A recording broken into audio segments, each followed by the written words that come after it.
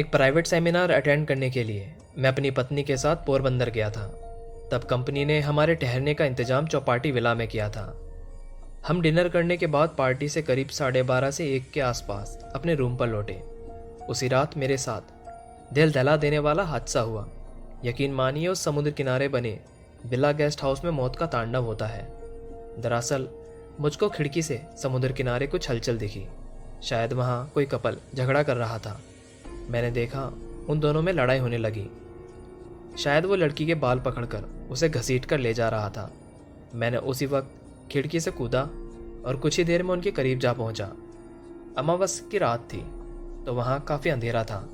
उनकी शक्लें साफ साफ दिखाई नहीं दे रही थी।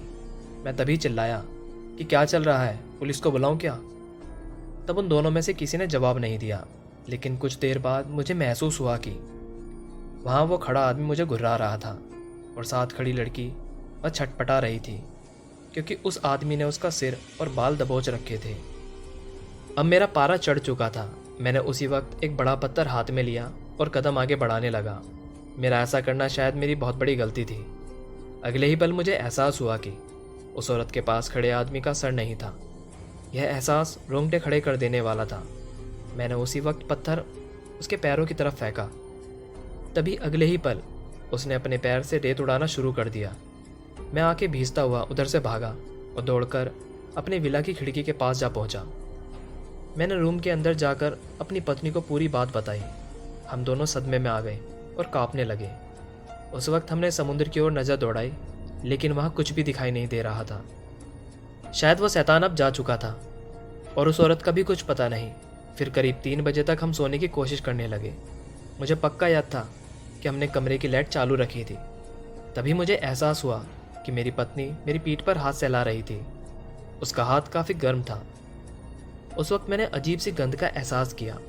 मेरी आंखें झट से खुली तो कमरे में घुप अंधेरा था। मैंने फ़ौरन मुड़कर बिस्तर पर देखा तो मेरी रूह कांप गई। वहाँ कोई भी नहीं था। तभी मेरी नज़र टीवी के पास गई। वहाँ मेरी पत्नी गुमसुम खड़ी थी। मैं उठकर उसके पास जाने लगा। पता नहीं क्यों मुझसे वैसा हो नहीं पा रहा था। तभी मैंने एक भयंकर मंजर देखा।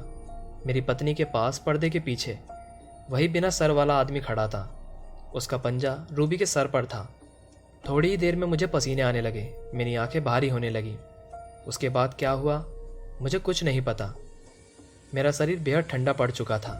ऐसा लग रहा था कि मेरे शरीर की चेतना खत्म हो चुकी है। अगले दिन मैं अस्पताल में था और डॉक्टर ने बताया कि माइनर पेन अटैक हुआ है। लेकिन मेरी पत्नी ने कहा कि रात में कुछ भी नहीं हुआ। वह आज भी यही बोलती है। लेकिन मुझे पता है उस रात का भयानक सच। इस घटना के बाद हम कभी पोरबंदर नहीं गए। मेरी जान पहचान के कुछ लोग बताते हैं कि उस विला के सामने समुद्र किनारे कई लोगों ने शैतानी ताकतों को अनुभव किया है। शायद वो जगह शैतानी ताकतों से घिरी हुई है।